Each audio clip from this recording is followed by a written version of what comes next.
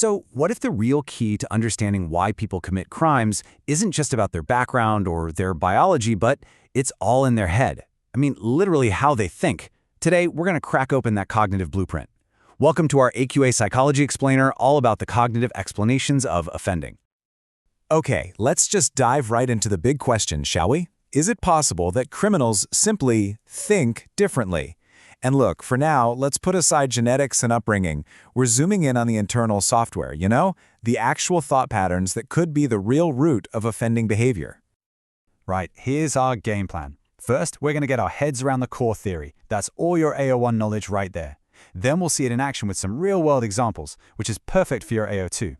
After that, we'll get into the good stuff, the evaluation, picking apart its strengths and weaknesses to nail those AO3 marks. And finally, we'll wrap it all up.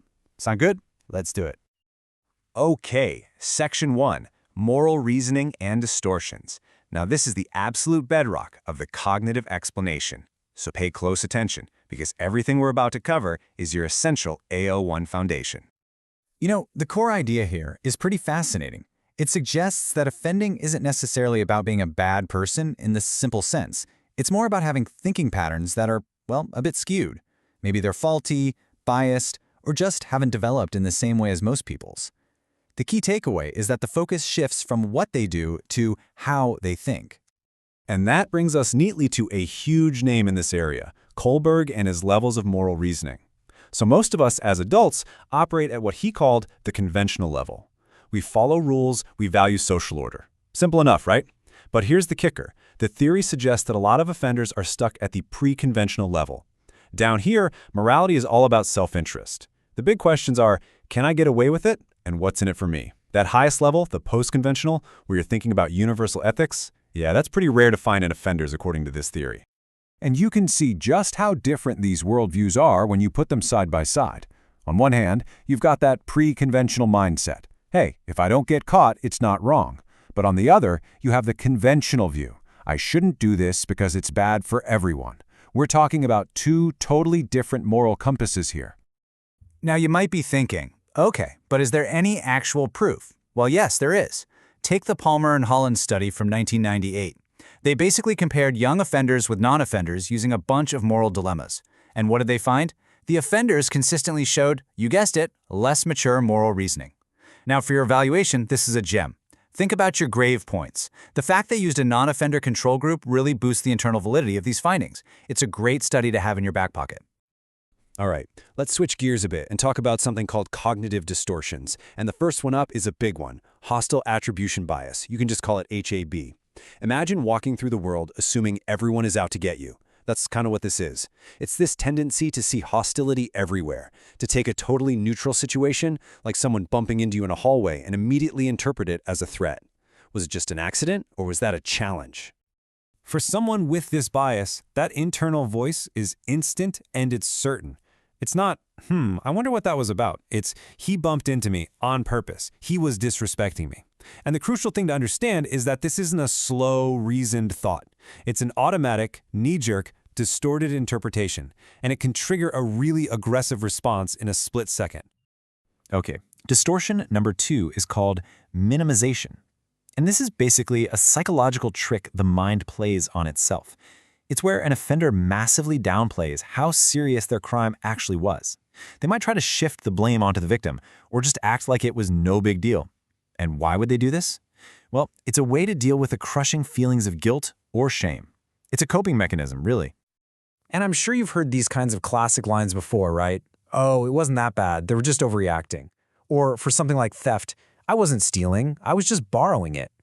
But look, this is so much more than just making up excuses. It's a genuine cognitive distortion that lets the offender keep a positive view of themselves even after they've done something awful. All right, so we've got the theory down. Now for the fun part. Let's put these ideas to work. This section is all about applying the concepts, which is exactly what you need to be doing to bag those AO2 marks.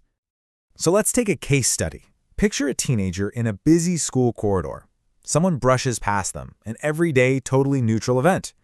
But because of their hostile attribution bias, they don't see an accident. They see a deliberate act of disrespect. That triggers an aggressive reaction. And how do they justify it to themselves?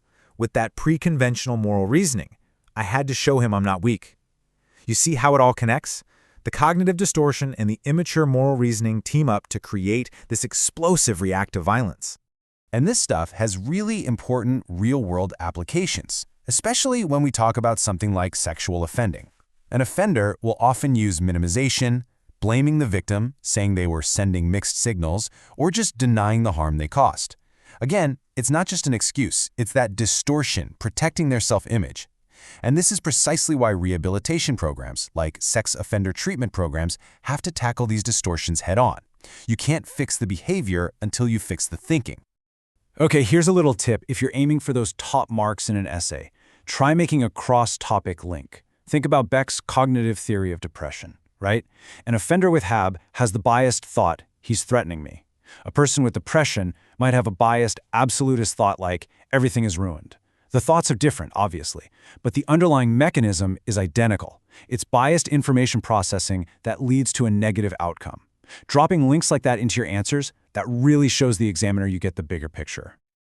Right, so we've seen the theory and how it works in practice, but the big question is it actually a convincing explanation for crime? It's time to put on our critical thinking hats and build that all-important AO3 argument. So let's lay it all out. On the plus side, there's some solid research evidence, like we saw with Palmer and Holland, and it has huge practical applications in things like CBT. But on the minus side, it really struggles to prove cause and effect. Some people argue Kohlberg's theory might be culturally biased, and it can kind of ignore other massive factors like poverty or peer pressure. Let's dig into a couple of the most important points a little deeper. Okay, one of the biggest strengths you can talk about for AO3 is just how useful this theory is in the real world. Seriously, this isn't just some abstract idea from a textbook. It forms the very basis of cognitive behavioral therapy, CBT, for offenders. And CBT works by getting in there and directly challenging those faulty thought patterns. It's been shown to reduce reoffending, and that's why it's such a massive part of rehabilitation today. But, and this is a really big but, there's a huge limitation. The whole chicken and egg problem, causality. Does the faulty thinking actually cause the person to commit a crime? Or does committing the crime first then cause them to develop these faulty thought patterns as a way to rationalize what they did and live with the guilt? All the research really shows is a link, a correlation. It's incredibly difficult to prove which one actually causes the other. Okay, so after all that, what's the final verdict? Let's try and pull all these threads together for a final summary. The big picture seems to be this. The cognitive explanation is definitely powerful, but it's not the whole story. It's brilliant at explaining the how an offender's thought processes might work. It probably fits best as one piece of a bigger puzzle, maybe an interactionist approach where biology, like being impulsive, combines with these cognitive biases. But on its own, it feels incomplete. It never really answers the fundamental question of why these distorted thought patterns develop to begin with. And that leaves us with a pretty deep question to chew on, doesn't it?